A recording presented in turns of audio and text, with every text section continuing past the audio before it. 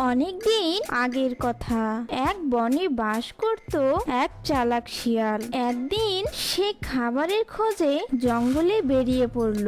শিয়াল ক্ষুধার জ্বালায় জঙ্গলের এদিক ওদিক ঘুরতে লাগলো আর বলতে লাগলো, ইস, আজ খোদার জ্বালায় পেটের মধ্যে ইঁদুর দৌড়াচ্ছে, কি যে করি। যাই আর একটু সামনে গিয়ে দেখি কোনো খাবার পাওয়া যায় কিনা। এই বলে শিয়াল জঙ্গলের ভিতরে গেল আর সামনে গিয়ে কি যেন দেখতে পেল আর বলল, আরে এটা কি? এ তো দেখছি একটা মরা হাতি। আজ বুঝি আমার কপালটা খুলেই গেল। যাই হোক, আজ ভোজনটা খুবই ভালোই হবে।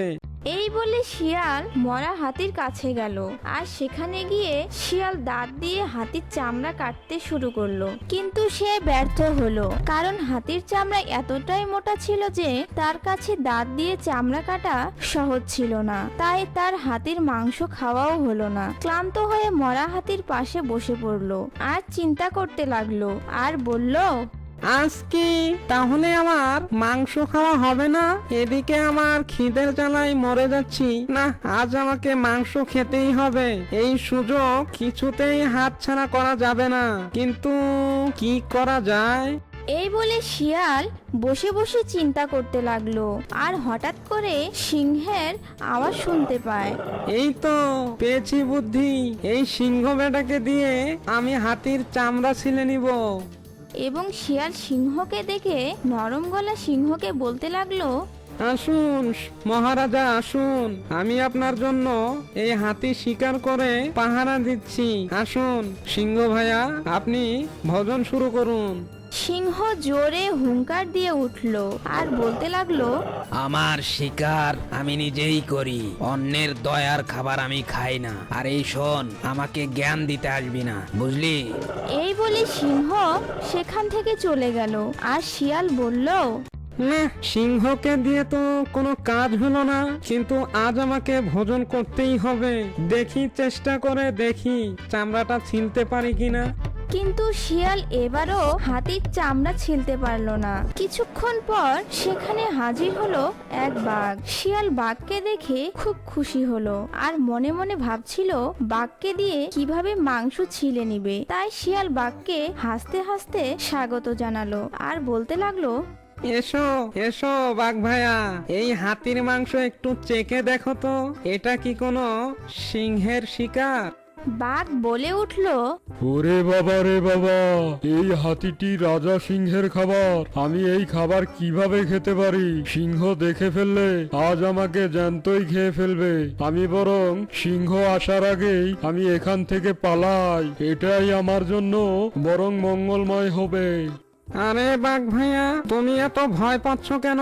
আমি তো আছি নাকি? তুমি একদম চিন্তা করো না। আরে বাঘ ভাইয়া, তুমি খেতে শুরু করো। আমি সিংহ রাজাকে এখানে আসতে দেখলেই আমি তোমাকে ইশারা দিব, তুমি তখন পালিয়ে যেও, কেমন? আর এদিকে বাঘ ভেবে বলল, আরে শিয়াল তো ভালো কথা বলেছে। শিয়াল ভাই, এটা ভালো বুদ্ধি দিয়েছো। তুমি পাহারা দাও, আমি খাওয়া শুরু করলাম। এই বলে বাঘ খাওয়া শুরু করলো। বাঘের ধারালো দাঁত দিয়ে অল্প সময়ের মধ্যে চামড়া ছিলে মাংস বের করে ফেললো আর শিয়াল চুপ করে দেখছিল। আর যেই বাঘ হাতির মাংস বের করে ফেললো, তখন শিয়াল বলতে লাগলো, এই বুঝি সুযোগ। বাঘকে তো কোনোভাবেই মাংস খেতে দেওয়া যাবে না। বাঘ মাংস খেয়ে ফেললে আমার সব প্ল্যান মাঠে মারা যাবে আর আমারও না খেয়েই থাকতে হবে। না, বাঘ কখন খেতে শুরু করবে তখনই আমি এমনি এমনি সিংহকে ডাক দিব আর বাঘ সিংহর ভয়ে বাঘ সেখান থেকে চলে যাবে। হা হা হা হা হা হা, কি মজা, কি মজা। এই বলে শিয়াল এভাবে ভাবতে ভাবতে যখন দেখলো বাঘ মাংস খাওয়া শুরু করবে, তখনই শিয়াল চিৎকার দিয়ে বলে উঠলো, বাঘ ভাইয়া, বাঘ ভাইয়া, সাবধান হয়ে যাও, এখনই পালাও। সিংহ রাজা এসে গেছেন, তুমি চলে যাও। এই বলে বাঘের চিৎকারের আওয়াজ শুনে মাংসের টুকরা ফেলে দিয়েই সেখান থেকে পালিয়ে যায়। এবার শিয়াল তো খুব মহা খুশি। এখন হাতির মাংস খেতে শিয়ালের আর কোনো সমস্যাই রইল না। আর এদিকে শিয়াল বলল, বাহ বাহ, আমি এখন পেট ভরে মাংস খেতে পারবো। যাই তাড়াতাড়ি মাংসগুলো খেয়ে নেই। এভাবে চালাক শিয়াল বাঘকে বোকা বানিয়ে মাংস সংগ্রহ করে নিল। তো বন্ধুরা, কেমন লাগলো আজকের গল্প? যদি গল্পটি ভালো লেগে থাকে তাহলে অবশ্যই সাবস্ক্রাইব করুন আর পাশে থাকা বেল বাটনটি ক্লিক দিয়ে রাখুন। আর অবশ্যই লাইক, কমেন্ট, শেয়ার করতে ভুলবেন না।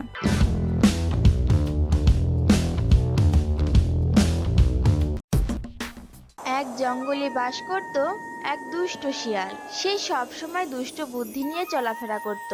তার সাথেই থাকতো এক মিসকে বানর, যে কিনা শিয়ালের যত দুষ্ট বুদ্ধি আছে সবগুলোতে বানর শিয়ালকে সাহায্য করত, কারণ বানর শিয়ালকে তার ওস্তাদ মানত। এমনি ভাবে হঠাৎ একদিন বানর ও শিয়াল মিলে বসে দুষ্ট ফুন্দি আটছিল। এই গরমে শরীরের অবস্থা নাজেহাল করছে, তার মধ্যে অনেক দিন হলো খাবার খুঁজে পাচ্ছি না। আমি হলাম এ বনের সবচেয়ে চালাক চতুর প্রাণী, আর আমি কিনা খাবার খুঁজে পাচ্ছি না। কিছু তো একটা বুদ্ধি বের করতে হবে।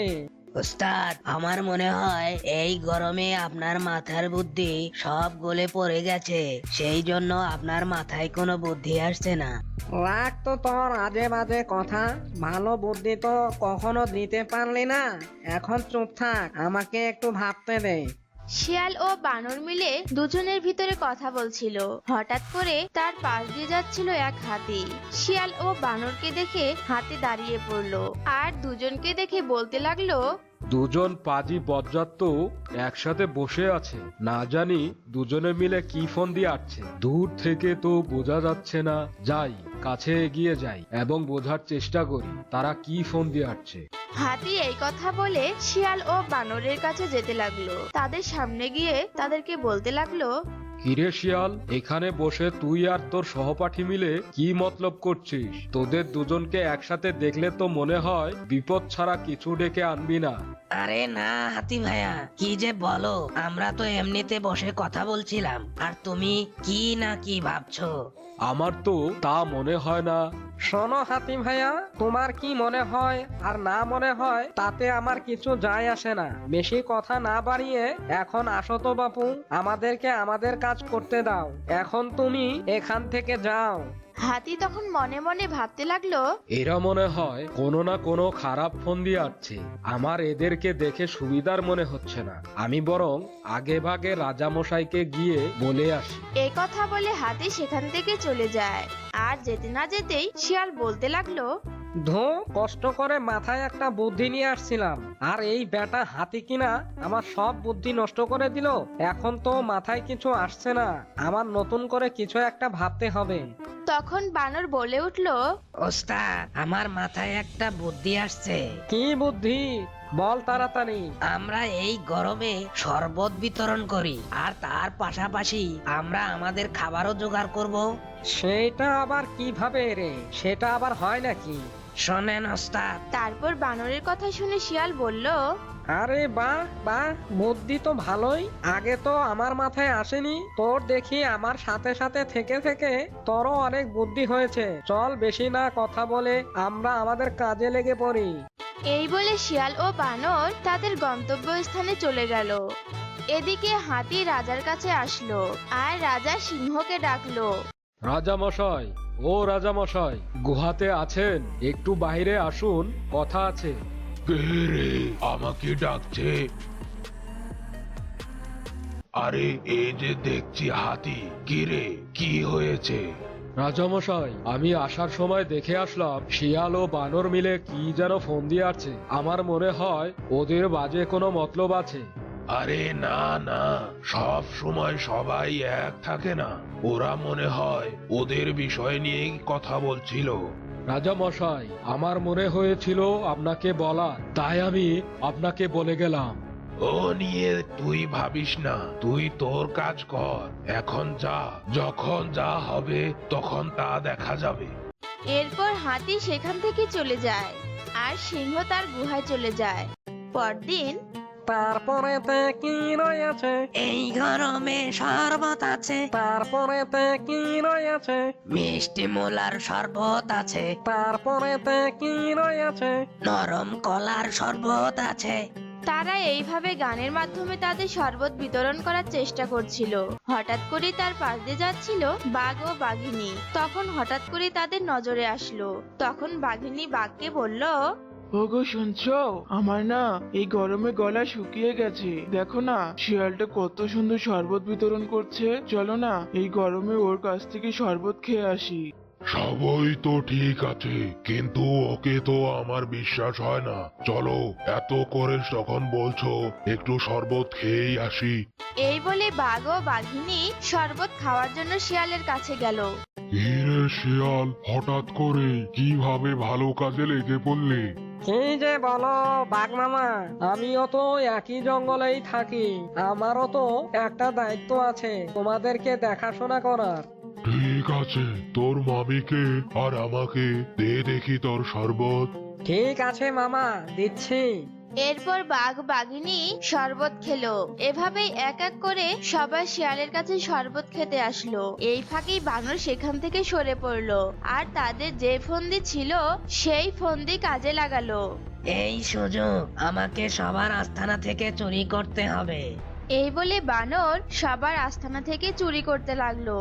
যেমন বাঘের আস্তানা থেকে মুরগি, হাতির আস্তানা থেকে কলা, আর এইভাবেই বিভিন্ন খাবার বানর চুরি করলো। এইদিকে গাছের উপর থেকে টুনি বানরের সব চুরির ঘটনা দেখে ফেললো। এ দেখে টুনি বলল, সর্বনাশ! এ কি, বানর তো দেখছি সবার আস্তানা থেকে খাবার চুরি করছে। এ বিষয় তো অবশ্যই রাজামশাইকে গিয়ে জানাতে হয়। এই বলে টুনি সেখান থেকে রাজামশাইয়ের কাছে চলে গেল। রাজামশাই, রাজামশাই, ওইদিকে তো বিরাট ঘটনা ঘটে গেছে। কি হয়েছে? আমাকে খোলামেলা সব বল। টুনি তখন সিংহকে সবকিছু খুলে বলল। কি বলিস এসব? তাহলে তো হাতির কথাই ঠিক হলো না, এর তো একটা বিহিত করতেই হবে। এই বলে সিংহ ও টুনি মিলে শিয়ালের ওখানে চলে গেল এবং শিয়ালের এখানে আসার পর সিংহ শিয়ালকে বলল, কি রে শিয়াল, আমি টুনির কাছ থেকে যা শুনলাম তা কি সত্য? কে শুনেছেন রাজামশাই? বানরকে দিয়ে তুই নাকি সবার আস্তানা থেকে খাবার চুরি করে নিচ্ছিস?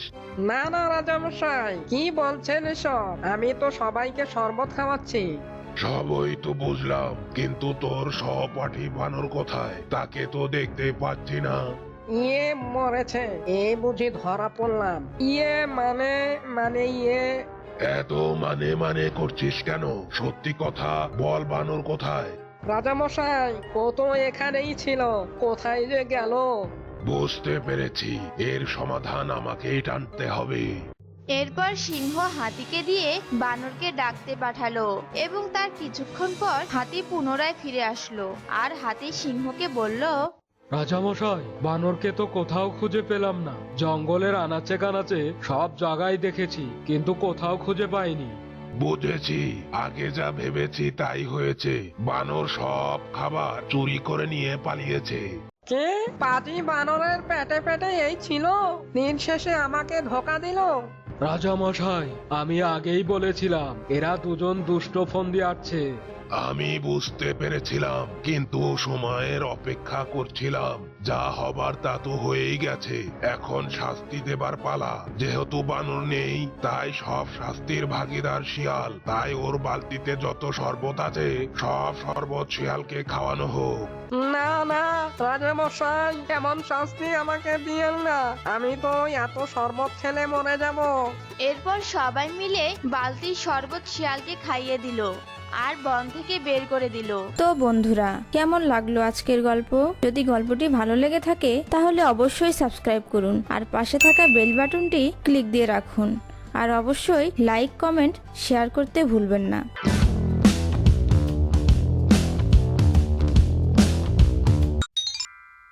এক চাষি হাঁস পালন ও জমি চাষ করে তার জীবন নির্বিকা করত। চাষির বাড়ির পাশে একটা ছোট্ট ঝোপ ছিল। সেখানে থাকতো এক শিয়াল। একদিন এক রাতে ওহো, কত নাদুস নাদুস হাঁস! আজ রাতের নাস্তা এগুলো যে কোনো মধ্যে একটা দিয়ে সারতে হবে। আর কয়েকটা খাবো না, থাক। বেশি খেলে চাষি যদি বুঝে ফেলে এর থেকে প্রতিদিন রাতে একটা একটা করে খাওয়াটাই ভালো। এভাবে শিয়াল প্রতি রাতে একটা করে হাঁস খেয়ে যেত। এমন করে কয়েকদিন চলল। এক রাতে খুবই বৃষ্টি হলো। আজকে তো খুবই বৃষ্টি হচ্ছে, এদিকে তো খুব ক্ষুধাও লেগেছে। যাই হোক, বৃষ্টি একটু কম হলে এরপর হাঁস খাওয়া যাবে ক্ষণ। বৃষ্টি একটু কম হলে শিয়াল হাঁস খাওয়ার জন্য গেল, কিন্তু বৃষ্টির কারণে মাটি নরম হয়ে গেল আর তার পায়ের ছাপ পড়ল মাটিতে। হাঁস খেয়ে সে ফিরল তার ঘরে। পরের দিন চাষি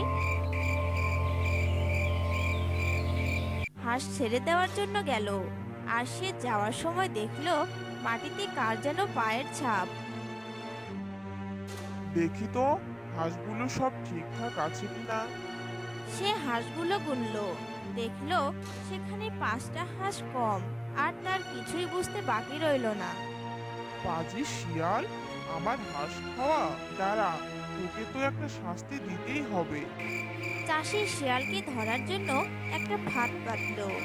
সে ঘরের পেছনে লুকিয়ে রইল, কখন শিয়াল ফাঁদে আটকা পড়ে সেই অপেক্ষায়। এদিকে প্রতি রাতের মতো শিয়াল এলো হাঁস খেতে। কোনো দিকে না তাকিয়ে সোজা সে খাঁচার দিকে এগোলো, আর চাষি ফাঁদের দড়ি ধরে দিল এক টান। অমনি শিয়াল আটকা পড়ে গেল সেই ফাঁদে। এটা কি হলো? আমি তো মনে হয় ফাঁদে আটকা পড়েছি। প্রতি রাতে তুই আমার হাঁস খেয়ে সাবার করছিস, আজ তোকে ফাঁদে পেয়েছি, তোকে আমি চরম শাস্তি দিব। চাষি শিয়ালকে যেতে তাড়া মারল। এতেও তার রাগ কমলো না। পরের দিন সকালে না, এভাবে হবে না, এর থেকে লেজে আগুন ধরিয়ে দিই, কি বলিস তুই? না, এমন করো না ভাই, আমাকে মাফ করে দাও। কিন্তু শিয়ালের কথায় চাষির মন গলল না। সে একটা লাঠিতে আগুন ধরিয়ে শিয়ালের লেজে আগুন দিল। দেখতে দেখতে লক লক করে জ্বলে উঠল আগুন। এদিকে আগুন লেগে ফাঁদের জাল পুড়ে গেল, আর শিয়াল দিল ভোঁদৌড়। শিয়াল একটা ধান ক্ষেতের মধ্য দিয়ে দৌড়াতে লাগলো। তার লেজের আগুন লেগে গেল ধান গাছে। মুহূর্তের মধ্যে আগুন ছড়িয়ে গেল সমস্ত ধান খেতে। আরো দ্রুত দৌড়াতে হবে। দৌড়াতে দৌড়াতে সে সামনে একটা নদীতে গিয়ে ঝাঁপিয়ে পড়ল। এতে শিয়ালের লেজের আগুন নিভে গেল। সে পিছনে তাকিয়ে দেখলো পুরো মাঠ জুড়ে শুধু আগুন আর আগুন। এই ধান ক্ষেতটা ছিল ওই চাষির। দূর থেকে সে সব ফসল নষ্ট হয়ে যেতে দেখলো। শিয়ালকে শাস্তি দিতে গিয়ে আমার এত বড় ক্ষতি হলো। ওহো, শিয়ালকে বড় শাস্তি না দিয়ে যদি আমি ধুলাই দিয়ে ছেড়ে দিতাম, তাহলে হয়তো সে আমার হাঁস খেতে আসতো না। সামান্য ভুলে এত বড় শাস্তি দিয়ে আমারই নিজেরই তো অনেক বড় লোকসান হয়ে গেল গো। তো বন্ধুরা, কেমন লাগলো আজকের গল্প? যদি গল্পটি ভালো লেগে থাকে তাহলে অবশ্যই সাবস্ক্রাইব করুন, আর পাশে থাকা বেল বাটনটি ক্লিক করুন। অবশ্যই লাইক, কমেন্ট, শেয়ার করতে ভুলবেন না।